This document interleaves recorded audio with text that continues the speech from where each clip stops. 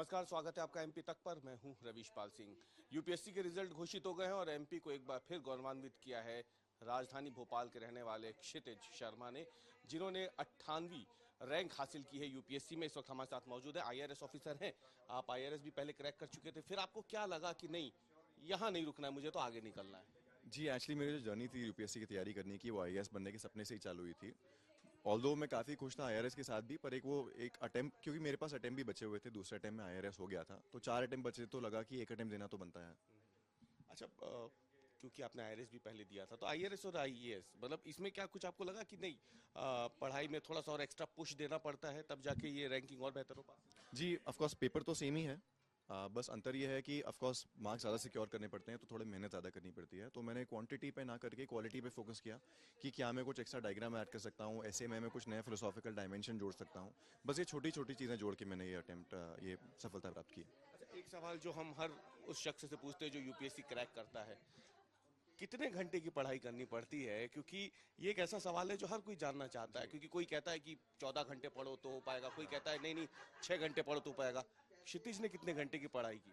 जी, घंटे तो मैं नहीं गिनता था, घंटों से ज़्यादा अपने डेली टारगेट जो बनाए हैं उन पे फोकस करता था। मैं कहूँगा आप एक डेली, वीकली, मंथली और 3 मंथली टारगेट या 4 मंथली टारगेट एक बनाइए अपना, और कोशिश कीजिए कि कितने भी टाइम में आपका शेड्यूल कंप्लीट हो जाए। 10 घंटे में होता है बहुत अच्छा, मैं कहूँगा 4 घंटे में भी कंप्लीट हो जाए तो आप रिलैक्स कीजिए उसके बाद। अच्छा, इस प्रिपरेशंस के दौरान दिमाग को ठंडा रखना, खुद को डिप्रेशन में ना जाए इंसान, क्योंकि कई बार होता है आदमी एकदम थक जाता है कि नहीं यार निकल नहीं रहा अटेम्प्ट, निकल नहीं रहा। आपका थर्ड अटेम्प्ट है, ऑल्दो सेकंड अटेम्प्ट में आप क्लियर कर चुके थे। तो उन लोगों को आपको क्या सुझाव देंगे जो थक जाते हैं और फिर कहते हैं कि नहीं अब हम नहीं कर सकते? जी, मैं कहूँगा कि अब मैं ये नहीं कहूँगा कि सिविल सर्विस ही एक ऑप्शन है। ऑफकोर्स आजकल तमाम ऑप्शन है जो कि बहुत अच्छे ऑप्शन हैं, पर अगर आपको इस प्रोसेस में लगे रहना है तो आपको हताश नहीं होना है। आपको ये कोशिश करनी है कि मैं कैसे अपना बेस्ट दे सकता हूँ और क्या मैं एक सपोर्ट सिस्टम क्रिएट कर सकता हूँ अपने आसपास, चाहे मेरे दोस्त हों या मेरे पेरेंट्स हों। जैसे मेरी हॉबी योग करने की थी, तो मेरी हॉबी ने भी मुझे काफ़ी कंपोज रहने में हेल्प की है। रिलैक्स रहना कितना इंपॉर्टेंट है इसकी प्रिपरेशंस के दौरान, माइंड को रिलैक्स रखना? जी, मैं कहूँगा ना कि दिन ब दिन बेसिस पे, पर ऑल्सो हर एग्जाम की हर स्टेज पे रिलैक्स रहना बहुत ज़रूरी है। क्योंकि प्रीलिम्स ऐसा एग्जाम है कि वो नॉलेज का टेस्ट है, तो अगर आप एंग्शियस रहेंगे तो चीज़ें भूलने लगेंगे। या इंटरव्यू की भी मैं बात करूँ तो फिर अगर आप एंग्शियस रहेंगे तो आपकी पर्सनैलिटी निखर के नहीं आएगी इंटरव्यू में। तो रिलैक्स रहना बहुत ज़रूरी है। एक आखिरी सवाल, आगे लक्ष्य अब आईएएस बनने के बाद क्या रहने वाला है? किस सेक्टर के लिए आप काम करना चाहते हैं? समाज के किस वर्ग को आप चाहते हैं कि मैं अपने प्रयासों से उसके लिए कुछ कर सकूं?